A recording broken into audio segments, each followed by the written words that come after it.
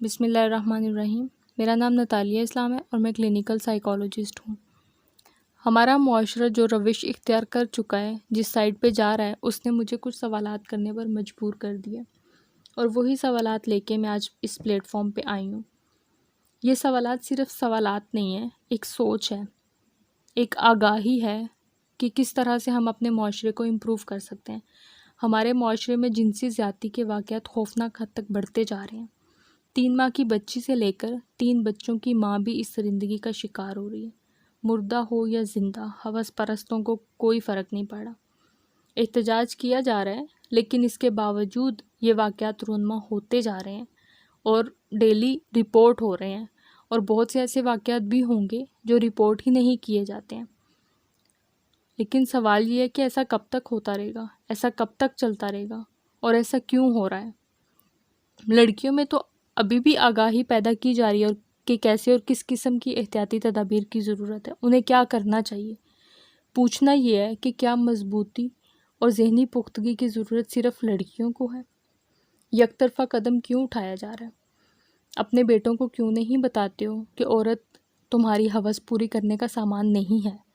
کیوں بیٹوں کو صحیح اور غلط نہیں بتایا جاتا؟ کیوں مرد حضرات کو اپنے نفس پر قابو پانے کی تلقین نہیں کی جاتی؟ کیا اسلامی تعلیمات مردوں کے لیے نہیں ہیں؟ اگر اسی طرح صرف خواتین کو ہی تلقین کرتے رہیں گے، خواتین کو ہی نصیحتیں کرتے رہیں گے، تو مرد کی ہوس پرستی کیسے کم ہوگی؟ کیونکہ اسلامی تعلیمات تو دونوں کے لیے ہیں نا۔ ہر کوئی اپنی اپنی کیے کا ذمہ دار ہے، اور اسے یہ ذمہ داری اٹھانی بھی چاہیے۔ اگر کوئی عورت غلطی کر رہی ہے تو مرد کو یہ حق نہیں ہے کہ وہ بھی غلطی کرے۔ اللہ تعالیٰ نے دونوں کو ہی اپنے اوپر قابو رکھنے کی تلقین کی ہے، اور ہر کوئی اپنے عمل کا ذمہ دار ہے۔ وہ یہ نہیں کہہ سکتا کہ دوسرا غلط تھا تو اس لیے میں نے غلطی کر دی۔ اگر دوسرا غلط تھا پھر بھی آپ اپنی غلطی کے خود ذمہ دار ہو۔ آپ نے اپنی غلطی کو خود سدھارنا ہے، آپ نے اپنی غلطی کو خود ماننا ہے، اپنے کردار کو خود تشکیل دینا ہے۔ خوددارا بطور معاشرہ اور بطور والدین اپنا مثبت کردار ادا کریں۔ بیٹا ہو یا بیٹی، دونوں کی تربیت اہم ہے۔ اپنی بیٹیوں کے ساتھ ساتھ اپنے بیٹوں کی اخلاقی پرورش پر بھی توجہ دیں۔ ان پر بھی دھیان دیں کہ وہ کیسے لوگوں میں اٹھتے بیٹھتے ہیں، کس قسم کی سرگرمیوں میں ملوث ہیں۔ اپنے بیٹوں پر بھی نظر رکھیں تاکہ وہ اپنی حد سے تجاوز نہ کریں۔ ان کو بھی حدود بتائیں، ان کو بھی بتائیں کہ اپنے نفس کو کیسے قابو میں رکھنا ہے، اور نفس کیا چیز ہے۔ کسی کو اجازت نہیں ہے کہ اپنے نفس کے پیچھے چلنا شروع ہو جائے۔ ہمیں ایک پراپر رستہ، ایک ضابطہ حیات دیا گیا قرآن کی صورت میں، جس میں یہ بتایا گیا ہے کہ ہم نے کہاں کن چیزوں کو کنٹرول کرنا ہے، کس طرح سے کرنا ہے، اور کہاں ان چیزوں کو آزاد چھوڑنا ہے۔ ہم اس کے علاوہ نہیں ایک بہترین معاشرہ تشکیل دے سکتے، اور انہی باتوں کو نہ سمجھنے کی وجہ سے ہم بنی اسرائیل کی روش اختیار کر چکے ہیں۔ اسلام ہمیں جتنا آسان لگتا ہے وہ ہم اپنا لیتے ہیں، اور جہاں اسلام کا اور ہماری خواہشات کا تصادم ہوتا ہے وہاں ہمارے کمزور ایمان کی ہار ہو جاتی ہے۔ ہمارا ایمان ایک سائیڈ پہ ہو جاتا ہے اور ہماری خواہشات ہمارے سامنے کھڑی ہوتی ہیں۔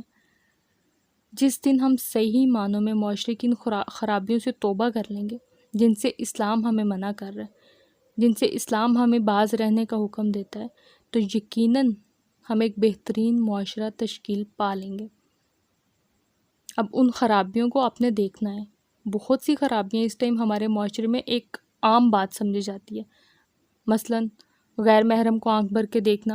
اب یہ غیر محرم عورت اور مرد دونوں کے لیے ہوتا ہے، چاہے وہ کوئی میوزیشین ہے، چاہے وہ کوئی بزرگ معلم ہے، غیر محرم ہے۔ آپ ان کی بات سنو لیکن آپ ان کو نہ دیکھو۔ اور بھی بہت سی چیزیں ہمارے معاشرے میں جن پہ ہمیں دھیان دینے کی ضرورت ہے۔ تصویر بنانا، جھوٹ کا عام ہو جانا، ہر وقت انٹرٹینمنٹ کی دل میں پھنسے رہنا، نماز اور باقی فرائض کو بھول جانا۔ اور اگر کوئی لوگ نماز ادا کرتے ہیں، باقی فرائض کو ادا کرتے ہیں، وہ بھی سرسری سا، اس کو اپنے روح تک نہیں اترنے دیتے۔ جب تک اسلام، ایمان، دین، یہ سب چیزیں، عبادات ہماری روح تک نہیں اترتی، وہ ہمارے کردار کا حصہ نہیں بن پاتی۔ اور سب سے بڑھ کر یہ کہ حکومت وقت کا سزا اور جزا کا طریقہ اسلامی تعلیمات کے مطابق نہ ہونا۔ ایسی بہت سی چیزیں ہیں جن میں امپروومنٹ کی ہمیں ضرورت ہے، اور جب تک ہم یہ امپروومنٹ نہیں کریں گے، جب تک ہم یہ بہتری لانے کی کوشش نہیں کریں گے، جب تک ہم اپنے گریبان میں جھانک کر اپنا کردار ادا نہیں کریں گے، اس وقت تک ہم اشرف المخلوقات کہلائے جانے والے انسان درندوں سے بھی گئی گزری زندگی گزارنے پر مجبور رہیں گے۔ رحمان کے بتائے گئے طریقے کی حکمت کچھ لوگ تو اس کے بتائے ہوئے طریقوں پر چل کر سمجھ جائیں گے، اور کچھ لوگ اس سے دور ہو کر آزمائشوں میں گر کر تنگ اور تاریک معاشرے میں جینے پر مجبور ہو کر سمجھیں گے کہ حکمت کیا تھی۔ اگر ہم ان طریقوں کو مان لیتے، ان طریقوں کو سمجھ لیتے تو اس میں کتنی حکمت تھی۔ اب اختیار آپ کے پاس ہے کہ آپ کو کیسے سمجھنا ہے۔ جزاک اللہ۔